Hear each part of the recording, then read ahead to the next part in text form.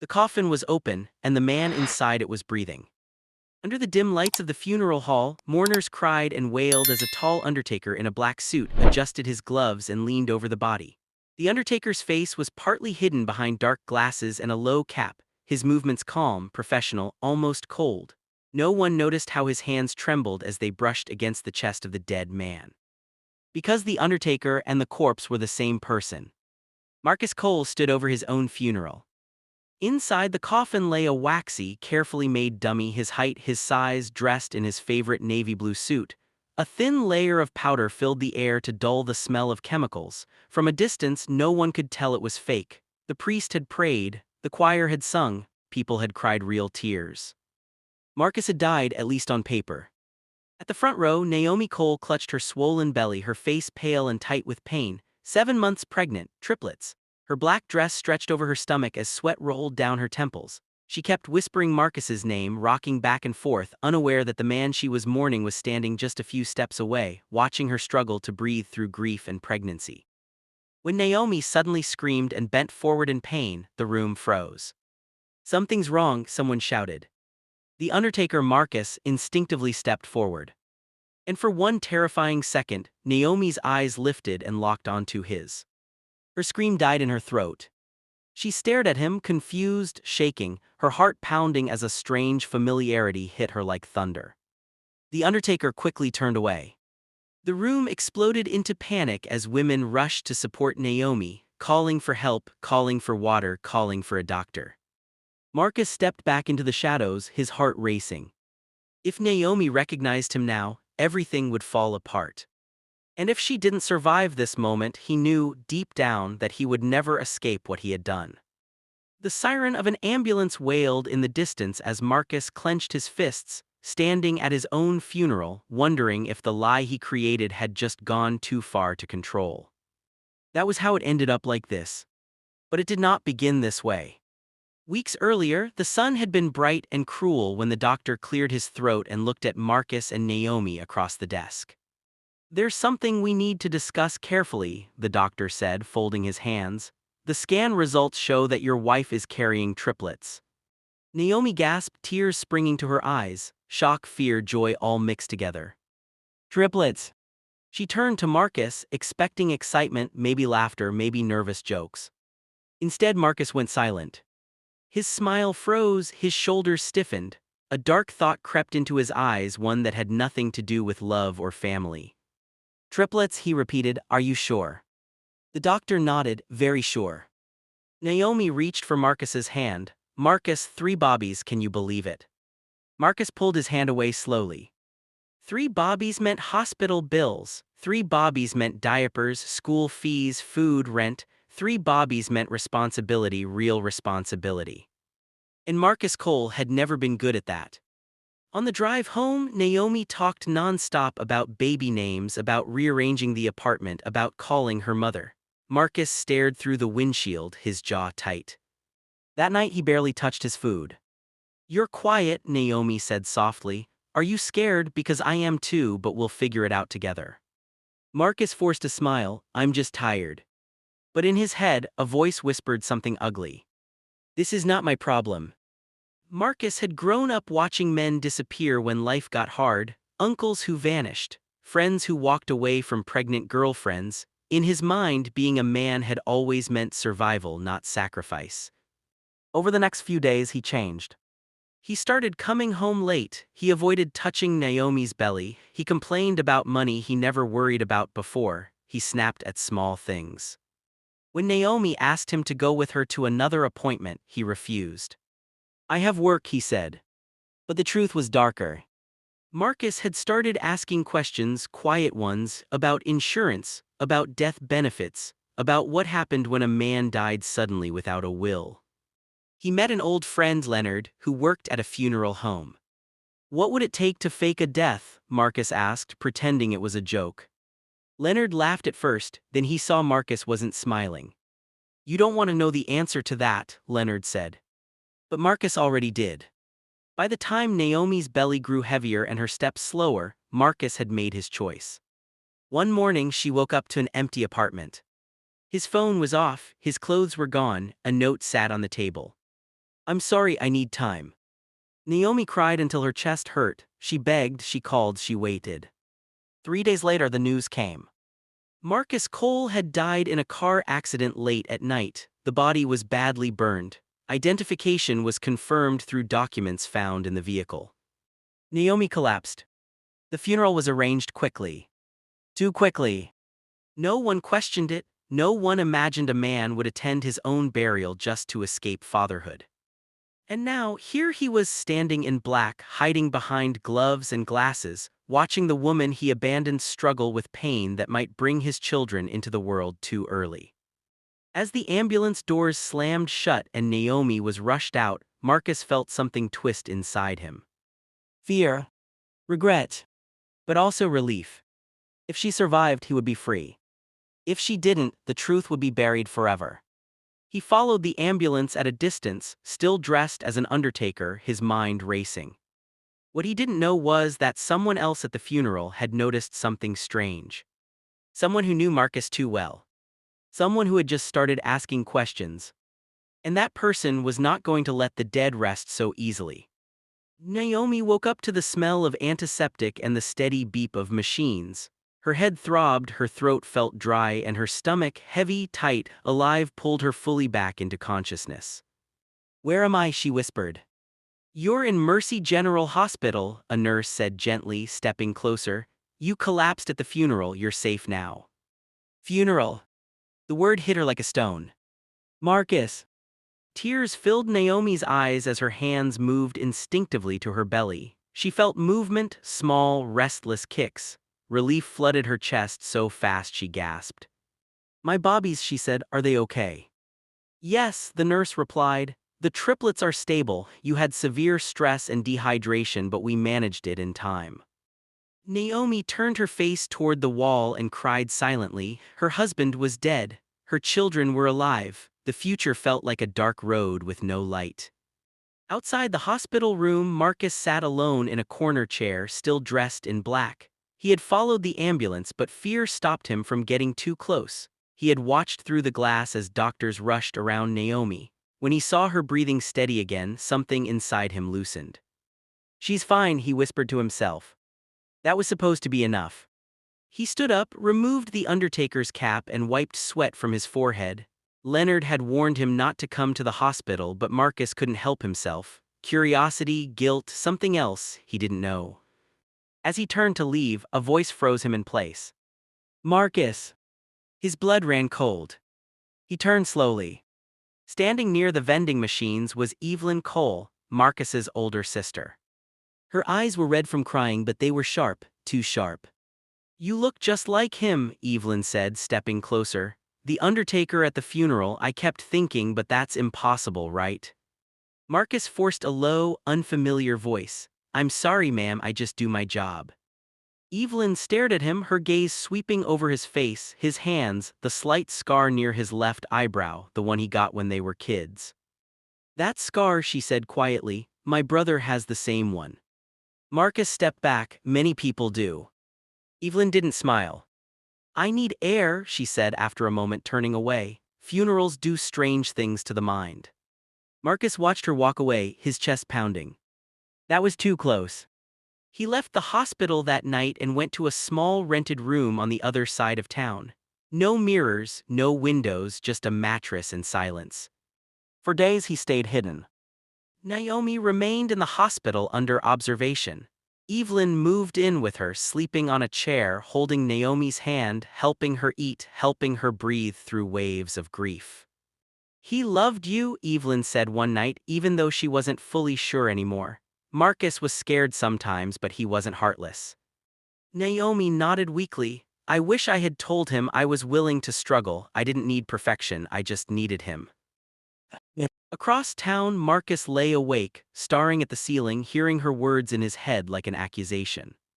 The funeral money had been paid out, his death was official, his phone numbers were dead, his old life erased. He should have felt free.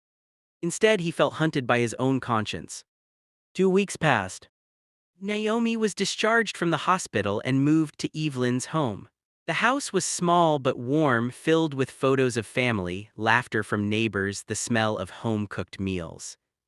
Naomi began to heal slowly. She talked to her unborn children at night, promising them strength, promising them protection. What she didn't know was that Marcus had started watching the house from a distance. He told himself he just wanted to make sure she was safe. But sometimes he stayed too long. One afternoon, as Naomi sat on the porch rubbing her belly, she felt a strange chill. She looked up and scanned the street. For a second she thought she saw Marcus. Her heart jumped. She shook her head hard. "You're tired," she whispered to herself. "You're imagining things." That night, Evelyn received a phone call from Leonard. "I shouldn't be calling," Leonard said nervously, "but something not sitting right with me." "What do you mean?" Evelyn asked. "The body at your brother's funeral," he continued. "I didn't prepare it myself, someone else brought it in, paperwork was rushed, and now that I think about it, it wasn't him." Evelyn's grip tightened around the phone. "What are you saying?" "I'm saying Marcus might not be dead." The room felt like it was spinning. Evelyn hung up slowly and sat down, her heart racing. Memories rushed back, the Undertaker's face, the scar, the eyes. Anger replaced grief. If Marcus was alive, then he had abandoned his pregnant wife. If he was alive, then everything Naomi had suffered was because of him. Evelyn stood up with a decision burning in her chest. If Marcus Cole thought he could bury his responsibility and walk away, he was wrong. And somewhere in the dark, Marcus felt it too. The lie was starting to crack. And when it broke, it would not be gentle.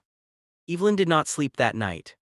She sat at the kitchen table long after Naomi had gone to bed, staring at the dark window, replaying everything in her head. The rushed funeral, the Undertaker's eyes, Leonard's shaking voice on the phone. If Marcus was alive, then he had done something far worse than run away. He had erased himself.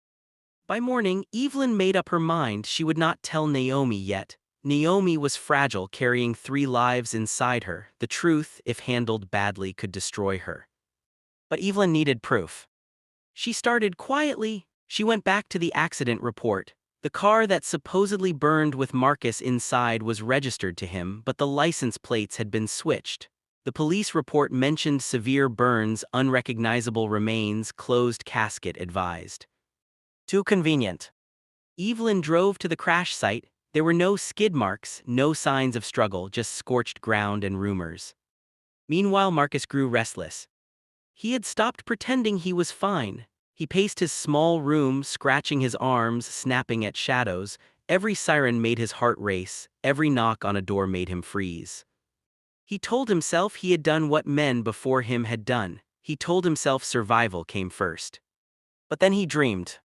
He dreamed of Naomi screaming in the hospital. He dreamed of 3 small coffins. He dreamed of standing in a mirror, unable to see his own face. One evening, hunger drove him out. He pulled on the Undertaker clothes again, his shield, and walked into a small grocery store near Evelyn's neighborhood. He kept his head down. "Bad idea." "Marcus." The voice was soft, familiar. "Naomi." She stood at the end of the aisle holding a basket, her belly round and heavy beneath a loose dress. Her eyes were tired, but they were alive. Marcus felt the world tilt. He turned slowly. For a second, neither of them moved. Naomi's hand went to her chest, her face drained of color. "It's you," she whispered. "I knew it, I knew I wasn't crazy." Marcus opened his mouth, then closed it. People passed by, unaware that a lie years in the making was collapsing between 2 shelves of canned food. "You died," Naomi said, tears streaming. "I buried you." Marcus looked around, panic flashing in his eyes. "Not here," he muttered, "please." Naomi laughed bitterly. "You're asking me to be quiet after everything." He grabbed her arm gently but firmly and pulled her toward the exit. Outside, the evening air was thick and tense. "Why?" Naomi demanded, her voice shaking. "Why would you do this to me, to your children?" Marcus avoided her eyes. "I couldn't do it." "Do what?" "Be a father to 3 children, he snapped. "I was already struggling, I was drowning, then the scan came and it felt like a death sentence." "So you killed yourself instead," Naomi cried. "You let me suffer, you let me think I was a widow." Marcus swallowed hard. "You would have been better off without me." Naomi laughed again, this time hollow. "That was never your choice to make." A car door slammed nearby. Marcus flinched. I can't stay, he said quickly, if anyone sees me. You're already seen, a calm voice said. Evelyn stepped out from behind a parked car. Marcus froze. Evelyn's eyes burned with anger, disappointment, and something even heavier, shame. So this is how you chose to be a man, she said quietly, by dying to avoid responsibility. Marcus tried to speak, no words came. Naomi looked between them confused. You knew. I suspected, Evelyn said, and now I know. Marcus backed away. Please, I just need time. Evelyn shook her head. Time is what you stole from her. She stepped closer. You're coming with us, we're going to talk to a lawyer, and then the police. Marcus's face twisted in fear. You can't, I'll go to prison. Naomi's voice was low and steady now. You already put me in one. For a moment Marcus looked like a trapped animal, then he turned and ran. He disappeared into the dark, leaving behind silence, tears, and a truth too heavy to ignore. That night Naomi cried until her body shook. Evelyn held her, anger and guilt mixing inside her chest. I don't know what to do, Naomi whispered. He's the father of my children. And he's a man who chose himself over them, Evelyn replied softly. Whatever happens next, you will not face it alone. Across town, Marcus hid again, breathless, his mind spinning. They knew. The lie was exposed. And now, the choice he ran from was standing right behind him. But Marcus had one more secret. One more decision that could change everything. And it would come at a cost no one expected. Please share your thoughts in the comments, tell us where you're watching from, and if this story is touching you, don't forget to like the video, subscribe to the channel, and share it with someone who needs to hear this story. Marcus did not sleep for 3 days. He moved from place to place, staying nowhere long enough to feel safe. He shaved his beard, cut his hair unevenly with a cheap clipper, changed clothes twice a day. Still, every reflection felt like an accusation. Naomi's face followed him everywhere. Not angry, not screaming. Hurt. That hurt terrified him more than prison ever could. Meanwhile, Evelyn acted fast. She contacted a lawyer quietly, one experienced in family law and fraud cases. She explained everything carefully without drama, the fake death, the funeral, the abandonment, the pregnancy. The lawyer listened in silence, then said, "This is serious. If he is alive, he has committed fraud, but more importantly, he has abandoned a pregnant spouse carrying triplets. That carries consequences." Naomi sat beside Evelyn, her hands shaking. "Will they take my children away from me?" she asked in a small voice. "No," the lawyer said firmly. "You are the victim here. The law will protect you and your bobbies." That word bobbies gave Naomi strength. For the first time since the scan, she stopped seeing herself as helpless. Marcus had chosen to disappear. She would choose to stand. Days later, Naomi went into early labor. It started in the middle of the night, sharp pain, wet sheets, fear like fire in her chest. Evelyn rushed her to the hospital. Doctors shouted orders, machines beeped faster, nurses moved quickly. 3 tiny lives were trying to enter a world already broken by their father's choices. Marcus felt it before he heard it. A deep, heavy feeling in his chest, a pressure he couldn't explain. He turned on an old phone he had kept hidden and saw missed calls, voicemails, one message from an unknown number. "Naomi is in labor," Evelyn's voice said coldly. "If you have any human feeling left, you will come to the hospital." Marcus stared at the phone. He told himself it was too late. He told himself his presence would only make things worse. But his feet moved anyway. He arrived at Mercy General Hospital just as the first baby was delivered. A boy. Small, fragile, fighting. Marcus stood outside the delivery room, hidden behind a corner, listening to the cries. Tears burned his eyes, uninvited. Then the second baby came. A girl. Silent at first, then a weak cry filled the room. Doctors worked fast. The third baby took longer. Too long. The room went quiet. Marcus felt his knees weaken. Then a cry stronger than the others rose into the air. A miracle. Marcus covered his mouth and sobbed. 3 lives. 3 responsibilities he had tried to bury. Naomi survived, but she was exhausted, pale, barely awake. When Evelyn stepped out of the room and saw Marcus standing there, she did not shout. She did not slap him. She simply looked at him and said, "You're too late to pretend now." Marcus fell to his knees. "I didn't know how to be strong," he whispered. "I panicked." Evelyn's voice was steady. "Strength is staying when it's hard. You chose the opposite." Security arrived shortly after. Someone had tipped them off. Marcus did not resist. As they led him away, he asked one question. "Can I see them?" Evelyn hesitated. Naomi heard his voice from inside the room. "Let him see them," she said weakly, "so he knows what he almost lost." Marcus was allowed in for 1 minute. He stood over 3 incubators. 3 tiny faces. 3 futures he had nearly destroyed. "I'm sorry," he whispered. "I was a coward." The Bobbies did not answer. The guards took him away. Charges were filed. Fraud, false death declaration, abandonment. The story spread quickly. People were shocked. How can a man attend his own funeral? They asked. How can a husband fake death to escape fatherhood? But for Naomi, the noise faded. All that mattered were the 3 small breaths rising and falling in front of her. She named them that night. Hope, justice, grace. Marcus sat alone in a holding cell, staring at the wall. For the first time, he understood something he had run from all his life. Responsibility does not disappear when you hide. It waits. And when it catches up, it demands payment. But what Marcus did not know was that the next choice would not be his. And the decision Naomi was about to make would shock everyone. Naomi spent 3 days in the hospital, drifting in and out of sleep, learning the sound of her children's breathing. Each baby had a different rhythm, a different cry, a different way of holding on to life. Nurses moved in and out, adjusting tubes, whispering encouragement, calling the Bobbies fighters. Naomi listened quietly. She had never felt stronger.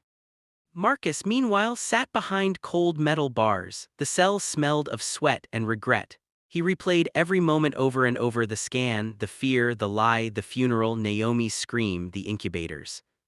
For the first time in his life, there was no one else to blame. The lawyer assigned to him spoke plainly. "You will face charges. The court will decide how heavy the punishment will be, but one thing is certain: you cannot erase fatherhood the way you tried to erase yourself."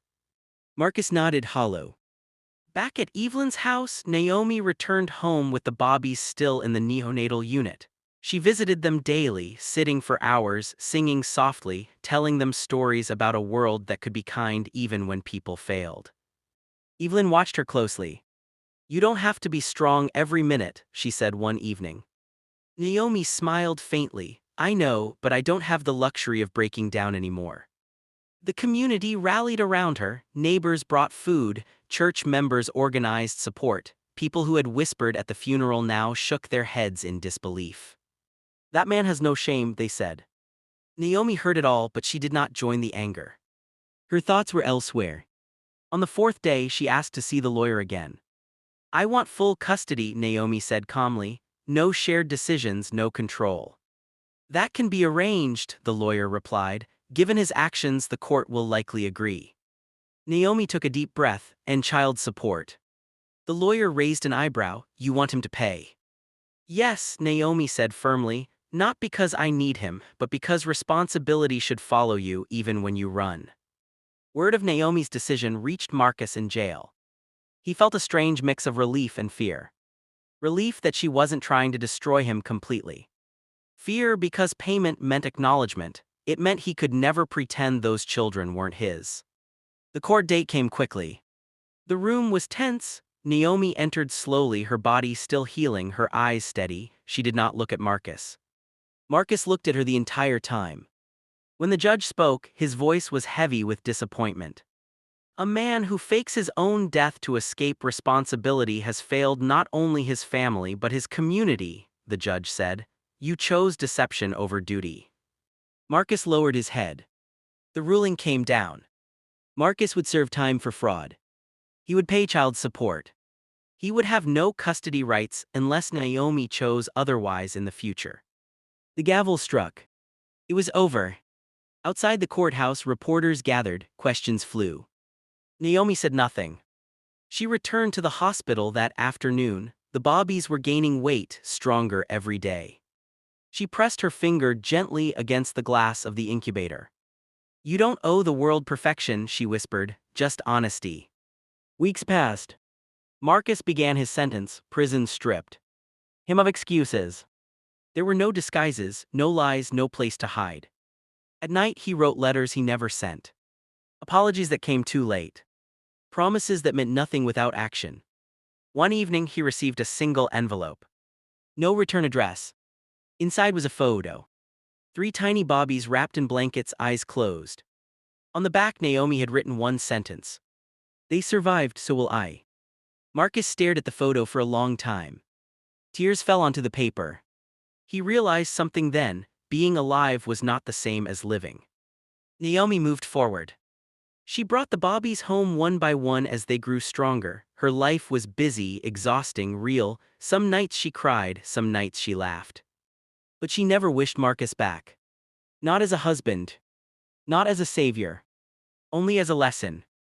And as the bobbies slept peacefully under her roof, Naomi understood the truth Marcus had refused to face. Family is not proven by presence at funerals. It is proven by staying when fear tells you to run. And Marcus Cole had learned that lesson too late. But the story was not finished yet. Because time has a way of testing whether regret is real. Or just another disguise. Prison changed Marcus in ways he did not expect.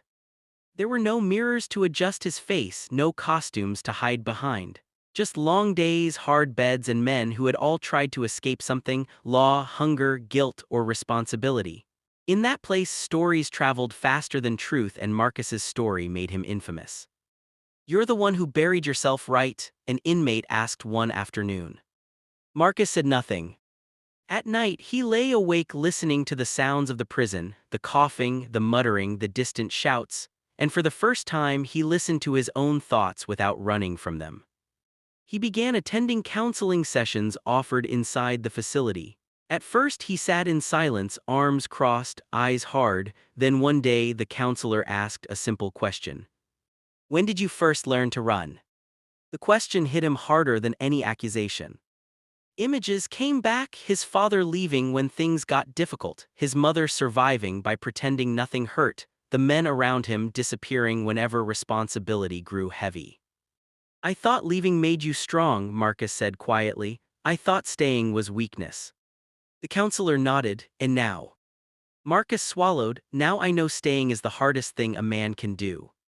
Outside those walls, Naomi's life was full in a different way. The triplets came home together at last. The house felt too small, too loud, too alive, but Naomi welcomed it. Sleepless nights became normal, bottles lined the kitchen counter, diapers filled the trash, love filled the spaces fear once lived. Evelyn helped when she could, but Naomi insisted on learning everything herself. She wanted to know she could stand alone if she had to. And she could. One afternoon, a letter arrived in the mail. Naomi recognized the handwriting instantly. She didn't open it right away. She watched the bobbies sleep first, she listened to their breathing, she steadied herself. Then she opened the envelope. Marcus did not beg. He did not blame. He did not ask for forgiveness. He wrote about fear, about cowardice. About how pretending to be dead had not killed the responsibility, only delayed it. "I am not asking to come back into your life," the letter said. "I only want you to know that I see what I did clearly now. If you never speak my name again, I will accept it, but I will spend the rest of my life owning what I ran from." Naomi folded the letter slowly. She did not cry. She did not feel anger. She felt closure. Weeks later, a social worker contacted Naomi.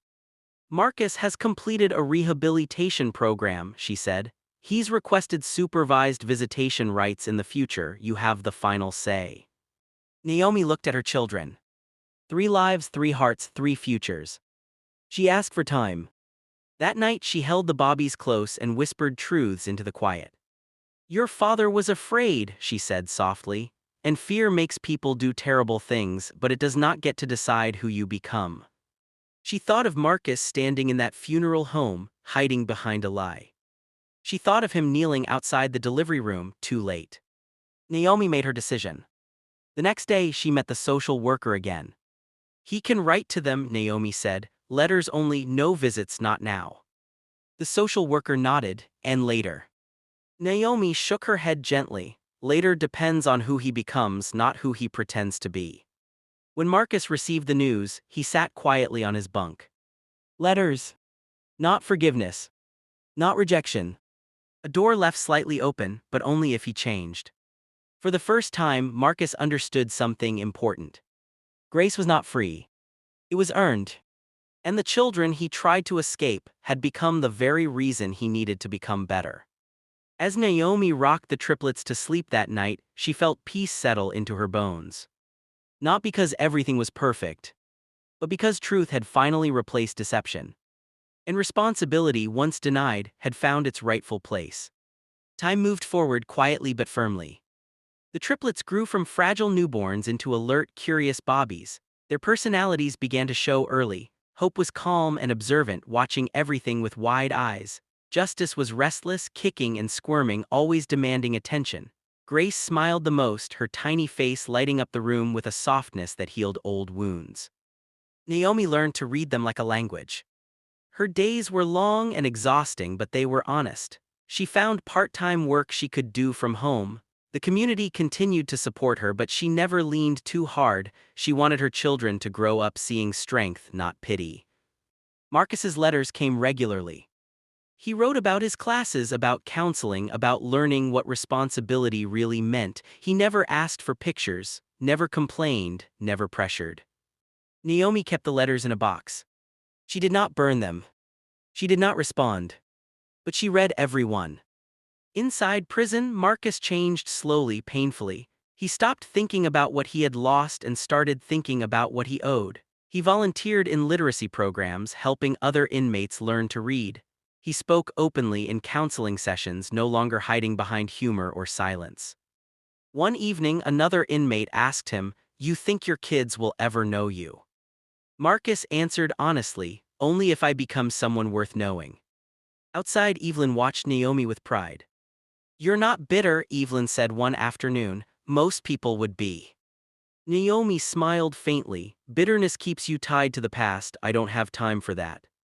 When the Bobbies turned 1 year old, Naomi did something unexpected. She wrote back. It was a short letter. "The children are healthy, they are loved, they are safe. If you continue doing the work, maybe one day they will hear your voice. Do not rush what you once ran from." Marcus read the letter over and over. He did not cry. He breathed. It was more than he deserved, and he knew it. The news reached the community again when Marcus was released early for good behavior. People talked. Some said he deserved nothing. Some said prison had changed him. Marcus returned to society quietly without announcements or excuses. He took a low-paying job, he lived in a small room, he kept his head down. He did not go looking for Naomi. He waited. Months passed. One afternoon, Naomi saw him from across a park.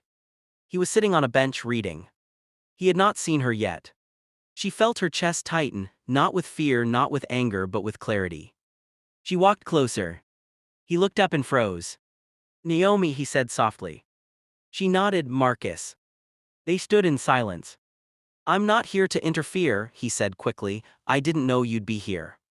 "I know," Naomi replied. "I saw you, I chose to walk over." Marcus swallowed. They're okay." "They're more than okay," Naomi said. She studied him. He looked thinner, older, real. "I'm not asking for anything," Marcus said. "I just wanted you to know I'm still doing the work." Naomi nodded. "Good." She turned to leave. "Naomi," Marcus called gently, "thank you for not letting my worst choice define their future." Naomi paused. "It didn't define mine either," she said. She walked away, heart steady. Marcus sat back down, understanding something new. Redemption does not arrive with forgiveness. It arrives with consistency. And the final test was still ahead. Because the greatest lesson had not yet been taught. To the children who would one day ask the hardest question of all. The question came years later, on a quiet Sunday afternoon. Hope was tying her shoes carefully. Justice was arguing about whose turn it was to sit by the window. Grace sat on the couch, flipping through a picture book, humming softly. Naomi watched them with a familiar mix of pride and ache. "Mom," Hope said suddenly, looking up, "why don't we have a dad like other kids?" The room went still. Naomi had known this day would come. She had prepared for it, not with lies, not with anger, but with truth measured carefully, the way you handle something sharp around children. She sat down in front of them and took a deep breath. "You have a father," she said calmly, "but he made a very bad choice when you were coming into this world." Justice frowned. "Did he leave?" "Yes," Naomi answered, "he was afraid of responsibility." Grace tilted her head. "Did he stop loving us?" Naomi shook her head gently. "Love and responsibility are not always the same thing. He felt something, but he did not act the way a parent should." Hope thought for a moment. "Is that why you're always here?" Naomi smiled softly. "Yes, because staying matters." She told them the story in simple words, no details about funerals or disguises, no bitterness, just the truth. "That's why I always tell you," Naomi continued, "when something is hard, you face it. You don't pretend it doesn't exist, you don't disappear, you stay and do the work." The children nodded, absorbing the lesson more than the history. That evening, Naomi opened the old box. Marcus's letters were still there. She took one out and reread it. For years, Marcus had stayed consistent. He had worked, paid support, written letters meant for the future, never pushing, never demanding. He had not tried to erase his past again. Naomi picked up a pen. This time she wrote something different. "The children asked about you today. They are old enough to understand honesty. If you are still willing to be accountable, we can talk about a supervised meeting." When Marcus read the letter, he sat down slowly. Not from shock. From humility. He knew this moment was not a reward, it was a responsibility finally being offered back to him. The meeting happened weeks later. A neutral room, a counselor present, Naomi calm and watchful. The children entered carefully. Marcus stood. He did not rush toward them. He knelt. "My name is Marcus," he said gently. "I'm your father. I made a very big mistake a long time ago, and I'm here to take responsibility for it." Justice crossed his arms. "Are you going to disappear again?" Marcus shook his head. "No, even if you're angry, even if you don't like me, I will stay honest." Gray studied his face. "You look scared." Marcus nodded. "I am, but staying scared and staying present is better than running." Hope looked at Naomi. Naomi nodded once. That was all. The meeting was short, awkward, quiet. But it was real. As they left, Naomi felt something settle inside her, not forgiveness, not forgetting, but balance. Marcus had learned too late, but he had learned. Responsibility is not about being perfect. It is about not pretending you are dead when life needs you alive. Years later, Naomi would tell this story to other women, other families, not as gossip, not as shame, but as a lesson. A warning. And a reminder. Lack of morals destroys trust. Lack of responsibility destroys families. But accountability, no matter how late, can still change a future.